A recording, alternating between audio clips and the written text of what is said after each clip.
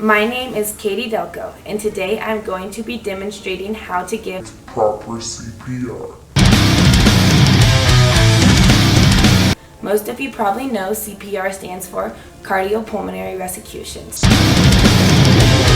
CPR is a life-saving procedure for a victim who has signs of cardiac arrest. For example, they are unresponsive, they have no normal pulse, or no sign of adequate breathing.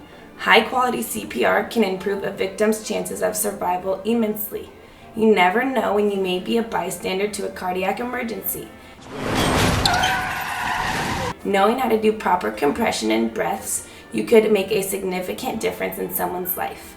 You ultimately want to start the compression factor of CPR within the first 10 seconds of recognition of the cardiac emergency, if possible. Must go faster. You want to push hard and fast. You want to compress at a rate of 100 to 120 compressions each minute, with the depth of at least 2 inches for adults. You want to allow the chest to recoil after each compression.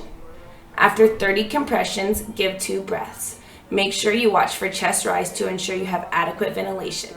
Try to limit interruptions of chest compressions to less than 10 seconds. I put together a short clip to demonstrate a scenario in which providing high-quality CPR would be essential in the victim's outcome. I also demonstrate how to give proper CPR in this video. That hike was so much fun, I couldn't believe you found it. Oh my gosh, Elka! Jason, call 911. Josie, grab me a pillow. I'm checking for pulse. No pulse. I'm looking for breathing. No breathing. Thank you. I'm starting CPR. 1, 2, 3, 4, 5, 6, 7, 8, 9, 10, 11, 12, 13, 14, 15, 16, 17, 18, 19, 20, 21, 22, 23, 24, 25, 26, 27, 28, 29, 30.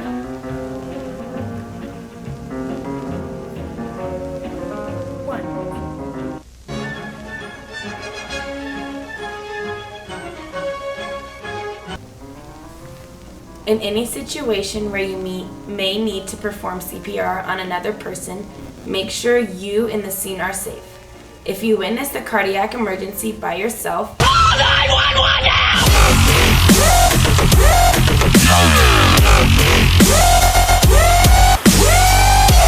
And then check for the pulse and breathing and begin CPR. If you happen to have other bystanders to help like I did in the video, use them. Have them call 911 while you assess the victim's pulse and breathing. If you find someone unresponsive in which they are not breathing and have no pulse, call 911 and begin CPR, even if you do not know how long they've been unresponsive for. You want to make sure the victim is on a firm surface. If you happen to find the patient unresponsive on their bed or in a chair, carefully move them to the ground.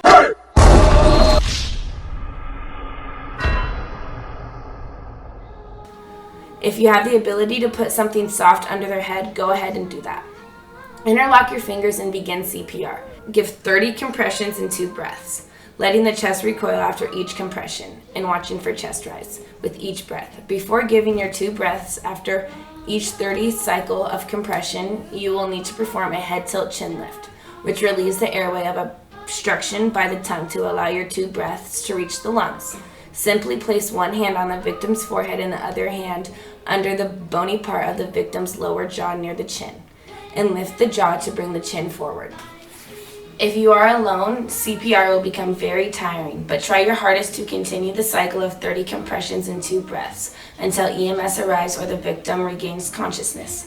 If you have help, switch out as needed, but do so as you are giving your 2 breaths so compressions are not interrupted. Remember, you want to push hard and fast. You want to compress at a rate of 100 to 120 compressions each minute with a depth of at least 2 inches for adults. After 30 compressions, give 2 breaths and make sure you watch for chest rise to ensure you have adequate ventilation. Try to limit interruptions of chest compressions to less than 10 seconds. Thank you.